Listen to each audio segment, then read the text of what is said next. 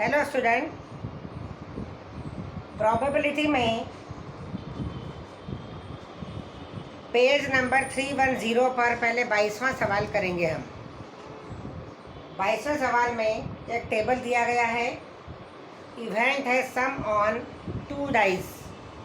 जब हम 2 डाइस फेंकते हैं तो पहले डाइस में भी 6 होते हैं और दूसरे डाइस में भी 6 होते हैं। मान लो पहले डाइस में 1 आ गया और दूसरे में 2 आ गया, फिर पहले डाइस में 1 आ गया, फिर 3 आ गया।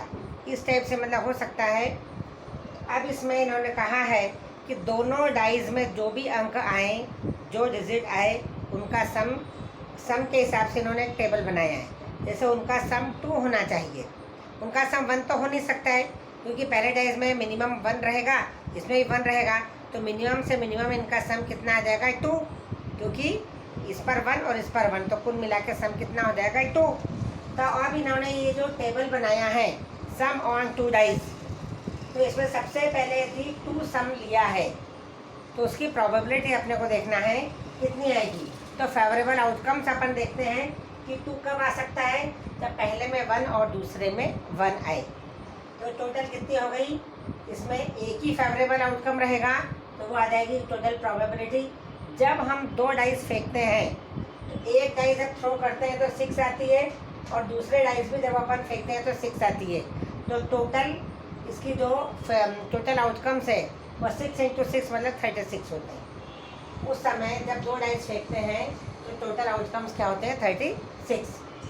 अब सम यदि 2 है तो एक ही बार हुआ 1 1 दोनों में आ जाएगा और वो हो जाएगा 1/36। अब यदि 3 है, सम उन दोनों डाइस का मिलाकर सम 3 होना चाहिए, तो या तो 1 2 आ जाए या 2 1 आ जाए। ठीक है, तो इसमें 2 फेवरेबल आउटकम्स हो गए और ये टोटल आउटकम 36 है, तो 2/36 हो गया।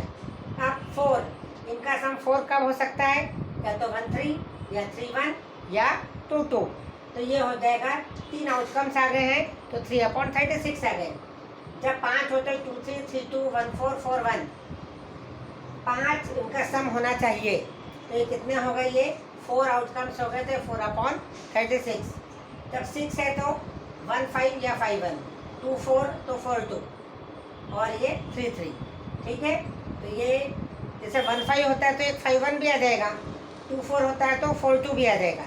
ऐसा अपने को करके देखना पड़ता है। और ये 3 3, तो ये आ गया 5/36। अब उसके बाद आ जाओ 7 पर। 7 में क्या हो जाएगा 3 4 4 3, ये हो गया 6 1 1 6 हो गया और 2 5 और 5 2 हो गया। टोटल 6 हो गए आउटकम्स, तो 6/36 टोटल प्रोबेबिलिटी होगी।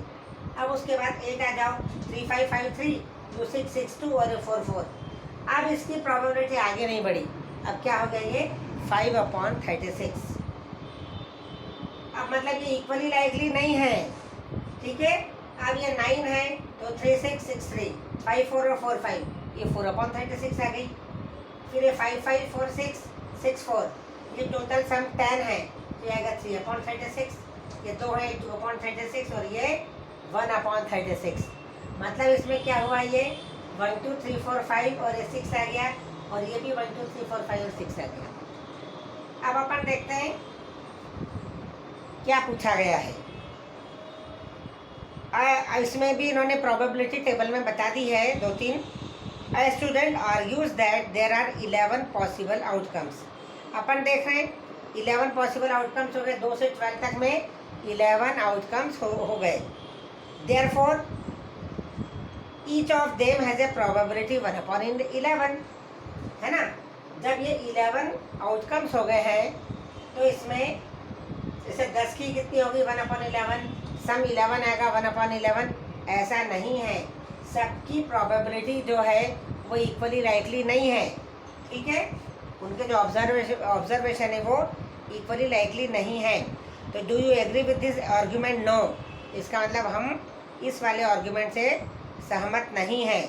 Therefore each of them has a probability 1/11। अपन देख रहे हैं क्या प्रोबेबिलिटी 1/11 आ रही सबकी, किसी की भी नहीं आई। ठीक है, इसलिए इस प्रकार से अपने को प्रोबेबिलिटी निकाल के बतानी पड़ेगी, उनके फेवरेबल आउटकम्स बताने पड़ेंगे और उसके हिसाब से टोटल प्रोबेबिलिटी दिखाकर फिर हम जस्टिफाई कर सकते हैं कि हर की प्रोबेबिलिटी 1/11 नहीं आएगी। ठीक है, अब अपन देखें 23 या अब अपन अब 19 वाला सवाल देखते हैं।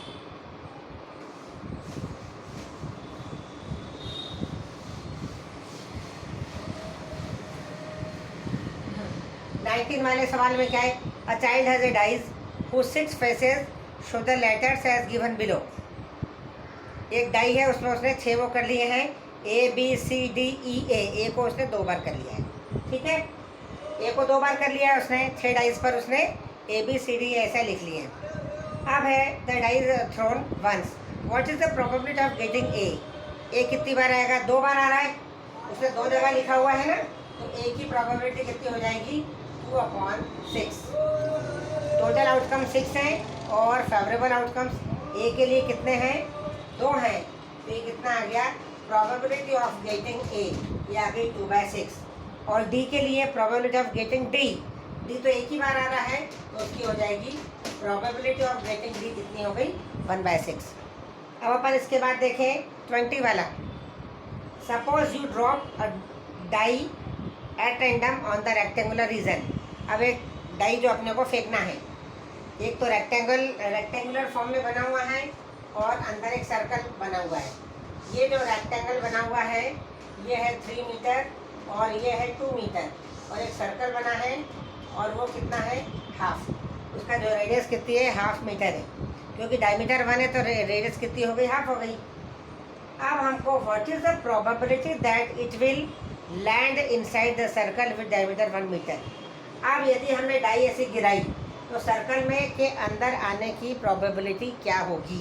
उस डाई को यदि हमने ऐसे वैसा गिराया, ये बाहर भी जा सकता है डाई और अंदर भी आ सकता है, तो प्रोबेबिलिटी सर्कल में आने की प्रोबेबिलिटी डाई के, तो हमको एरिया ऑफ क्या चलिए एरिया ऑफ रेक्टेंगल।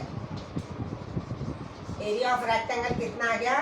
3 × 2, तो ये आ गया 6 स्क्वायर मीटर। ये 6 मीटर स्क्वायर हो गया। अब सर्कल का एरिया निकालो, एरिया ऑफ सर्कल, तो ये कितना हो गया? πr² और आई कितना है? 1/2। ये 1/2 का स्क्वायर हो गया, तो ये हो गया π/4। अब probability of getting inside, probability of landing, probability of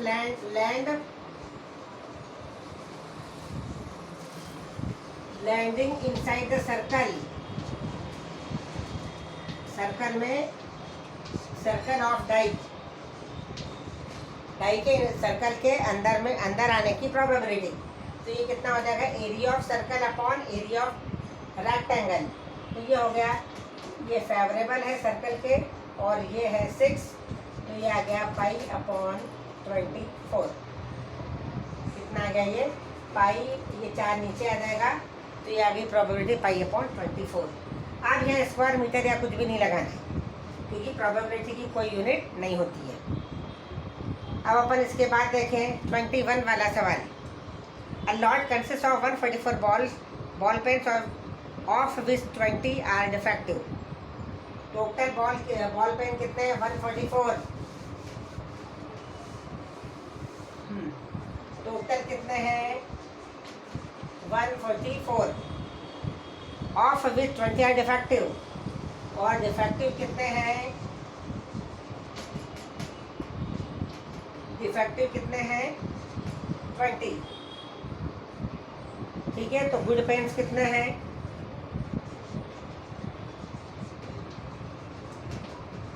144 - 20, तो ये कितना हो गया? 124। ठीक है। अब Noori will buy a pen if it is good. Noori कौन से वाले पेन खरीदेगी? अच्छे वाले पेन खरीदेगी। The shopkeeper draws 1 pen at random and gives it to her. What is the probability that she will buy it. Shopkeeper ने एक pen निकाला, तो वो नूरी खरीदेगी कि नहीं? तो अपने को यदि वो खरीदेगी कब? जब वो गुड पेन होगा। ठीक है, तो probability of buy it, probability of buying a pen मतलब probability of good pen, being a good pen.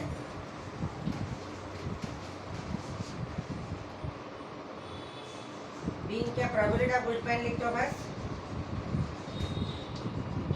तभी वो खरीदेगी।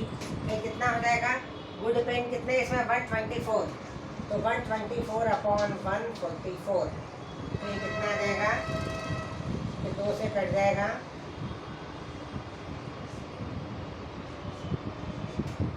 फिर 2 से कट जाएगा ये 31 और ये 36, ये आ गया 31/36। ठीक है, अब इसमें शी विल नॉट बाई, अब उसको यदि नहीं खरीदेगी वो तो फिर क्या हो जाएगा, ये डिफेक्टिव पेन चाहिए, यदि वो डिफेक्टिव पेन आ गया तो नहीं खरीदेगी, तो ये आ गया 20/144। तो अब अपन इसको कर लें, ये 10 आ गया और ये 72,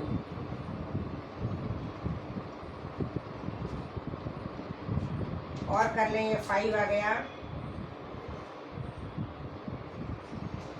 ये आ गया 5/36। इसको भी यूँ भी कर सकते थे, 1 माइनस 31/36 भी कर सकते थे, तो आ जाएगा 5/36। ठीक है, अब उसके बाद 23 वाला सवाल,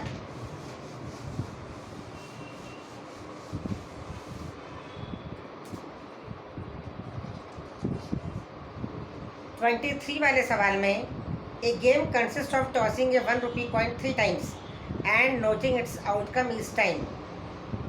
एक कॉइन को 3 बार फेंका है तो उसके आउटकम्स क्या हो जाएंगे टोटल, देखो H H H, T T T, फिर हो जाएगा टी एच टी, फिर हो जाएगा एच टी एच, फिर हो जाएगा H H T,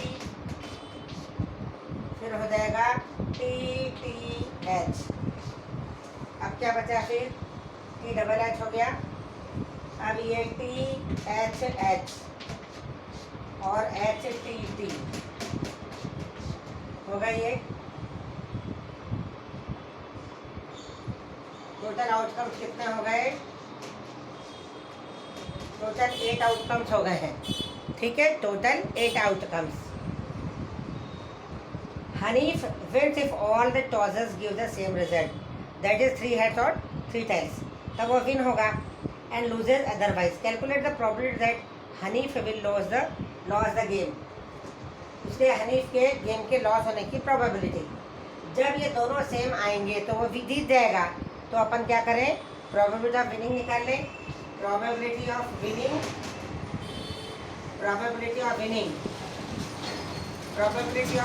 the game. तो उस समय कितना हो जाएगा,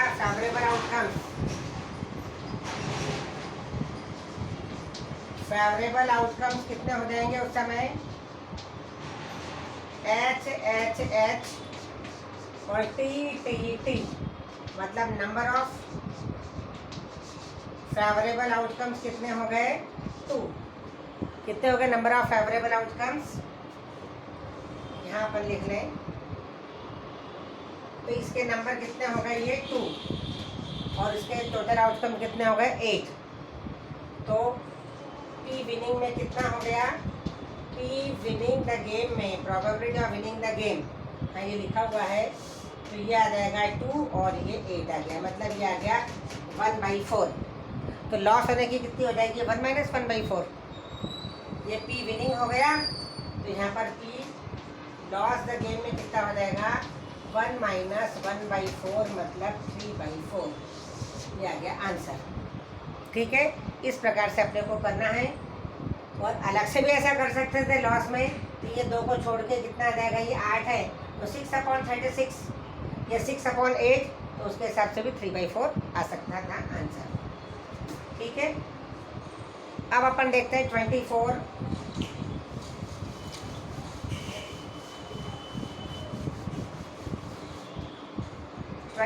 वाले सवाल में, a die thrown twice, what is the probability that 5 will not come up either time? 5 एक बार भी नहीं है। जब अपन क्या कर रहे हैं, एक डाई को 2 बार फेंक रहे हैं, तो 5 will come up at least once, दो इसमें सवाल है, 5 कम से कम एक बार तो आए या 5 एक बार भी नहीं आए। तो जब 2 डाइस अपन फेंकते हैं तो मान लो 5 आना है, तो एक तो 1 5, तो अपन आउटकम्स लिख रहे हैं 5 will come up, 5 will come up at least once. Event है ये, एटलीस्ट वंस, ये इवेंट ए।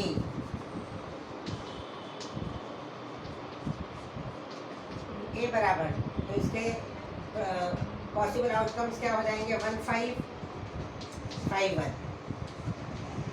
2 5 5 2, 3 5 5 3, 4 5 5 4। पहले कॉइन में मान लो 1 आ रहा है, दूसरे में 5 आ रहा है, फिर इसमें 5 आ जाएगा, इसमें 1 आ जाएगा, फिर इसमें 2 आ रहा है तो इसमें 5 तो इसमें 5 2, फिर रिवर्स हो जाएंगे। अब एक बार ऐसा होगा कि दोनों में 5 आएंगे, ये एटलीस्ट वंस में कम से कम एक बार तो इसमें आ रहे हैं, लेकिन एक बार ऐसा होगा कि दोनों में ही आ जाएंगे, तो ये हो जाएगा 5 5। तो ये टोटल आउटकम्स कितने हो गए? नंबर ऑफ, ये वाले आउटकम्स कितने हो गए? 11। और टोटल आउटकम्स कितने हो जाएंगे डाई में? Number of favourable outcomes, number of favourable outcomes कितने हो गए? ये 11। और टोटल आउटकम्स कितने होते हैं? 6 × 6 मतलब 36। तो probability of 5 will come up at least once,